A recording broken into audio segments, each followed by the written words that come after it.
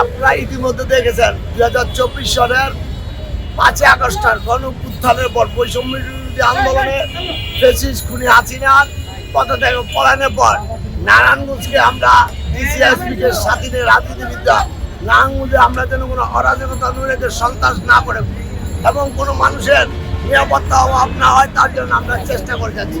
আপনাদের ইতিমধ্যে দেখা যায় ফুটপাত তো ওখানে দখল করছে, এখন তারা ভ্যান গাড়ি নিয়ে রাস্তার সহ দখল করছে।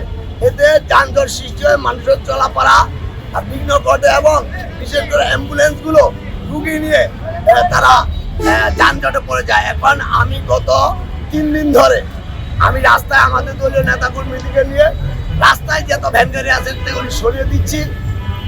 আল্লাহর রহমতে 80% 85% কমে গেছে।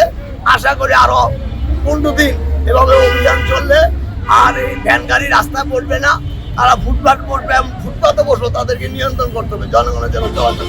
আমি আশা করি না আমাদের সচেতন সমাজ এবং রাজনীতিবিদরা যদি আমার মতো সবাই রাস্তায় দাঁড়িয়ে যায় এবং এই ধরনের পদক্ষেপ গ্রহণ করে এবং তাদেরকে হকারকে রাস্তায় বসতে না দেয়, তাহলে ইনশাল্লাহ আমাদের শহরে যানজট কমে যাবে এবং হকাররা নিয়ন্ত্রিত হবে এবং রাস্তায় কোনো ভ্যান গাড়ি নিয়ে ফুটপাত আমাদের দায়িত্ব না মানুষের নিরাপত্তা দেওয়া, যানজট মুক্ত শহর দেওয়া এবং কোনো রুগী যেন অ্যাম্বুলেন্সে যানজটে বাধাগ্রস্ত না হয় তার জন্য আমরা এই পদক্ষেপ নিয়েছি।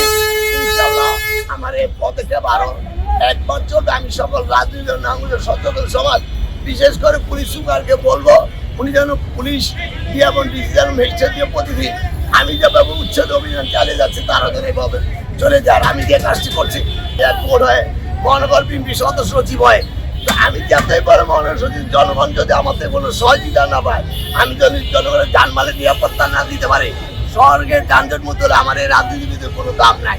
তাই আমি হাতি নিয়েছি, ফার্স্টের দিন তাদেরকে লাঠি দিয়ে 2-1টা রাজনীতি যেমন সামাজিক কাজ যারা করে তাদের এগিয়ে আসা উচিত। ইনশাল্লাহ আগামী 15 দিনের ভিতরে আমরা এই ভ্যান গাড়ির রাস্তা থেকে সকল মুক্ত করে দেবো।